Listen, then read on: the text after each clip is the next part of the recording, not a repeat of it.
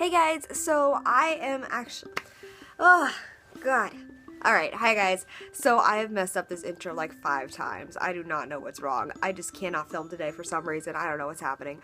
But today I am here to tell you that I have finished one of my books from the October book haul. So the book that I read this week was The Ocean at the End of the Lane, and I was so pleasantly surprised by this book.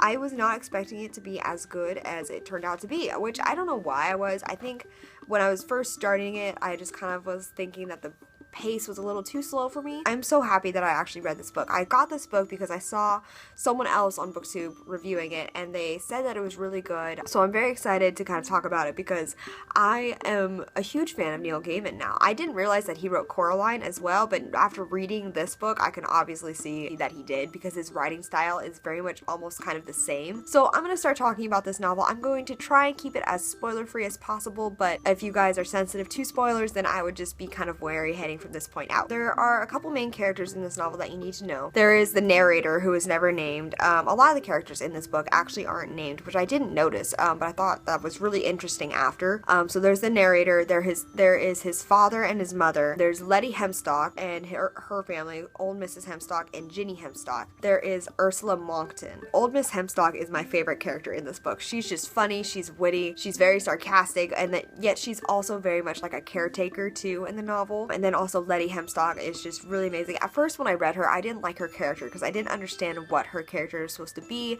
I thought that she was supposed to be, you know, the typical mystical dream girl kind of thing, and then that just ended up not being true at all. So I loved her character a lot. And then also Ginny Hemstock, she didn't really have that much of an impact on me, I guess. I thought that she was a very much like a, she had a purpose there, but she wasn't very like a strong presence in the whole novel. I love the character of Ursula too, because she was one that was so easy to hate. And like, you know, I loved her character because she was so awful. I just loved her character because she was genuinely like a bad character. And I thought it was amazing. Ursula is a character that is hired eventually to become a nanny. The narrator and Ursula are first introduced. You know, at first you think, oh, maybe this is his imagination gone wild, and then you read the novel and you realize, no, like these are the actual events that happened, and this is how he just sees them, because it's talked about in very much like a typical, like very much this is normal kind of tone, you know, like this is how the kid is seeing these events, and it just sounds so normal and just very much like factual almost. One of the other things that I really like about it is it goes through and it gives these children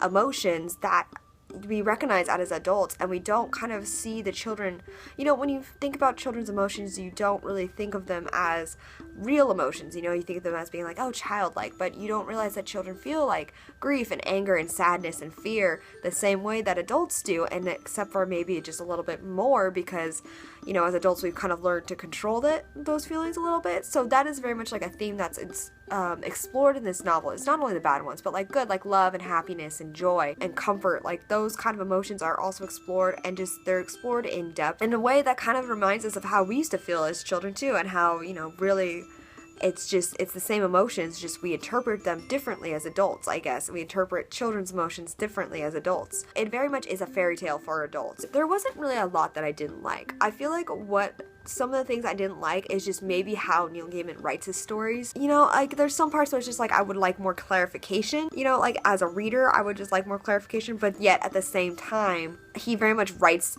in the moment. Like it's very much like an in the moment thing. Like you're reading, you're like, you get the general picture, you understand what's happening, but you're still confused, and so you have to reread it to really understand it almost. That's just kind of how I feel personally about his novels. I still think that they're amazing. And then the only other thing I didn't like was just the beginning of the novel was a little bit slow, and I would have loved to see more of the dynamic of the Hemstock family. They were so interesting to me. Like they were my favorite characters of the novel, and I would love to see more about them, about their world, but then again, their mystery and just like the little that we do know about them is part of the novel. So it's kind of like one of those things where it's like, oh, I would love to see more, but then that's kind of the point, is you want to know more, but you don't. So I thought this novel was amazing. I would definitely give it like 4 out of 5 stars. I am definitely looking forward to reading Fragile Things by him. I am thinking that's going to be an amazing novel based on how much I've liked the other stuff that I've read by him. So yeah, so I really enjoyed this book. If you guys haven't read it or picked it up, then I would definitely recommend you read it. It's only 178 pages, so it's really not that long of a book. So it's if you don't have time to read a long book, or if you just want to read something quick, then this is definitely a book that I would recommend. I was just kind of blown away by the ending, which I'm not going to talk about because you need to read it in order to experience it for yourselves, but just know that it's definitely worth it at the end. I can see where some people might feel like it's a little bit lacking or something, but I honestly thought that it was perfect for the story. So yeah, so that's all I've got for you guys today. I hope you guys enjoyed this book review. So that's all I've got for you guys today. I hope you guys enjoyed it. Let me know what you guys think in the comments below. Let me know if you guys have read this book and what you guys thought of it in the comments below, and I will talk to you guys later. Okay, bye.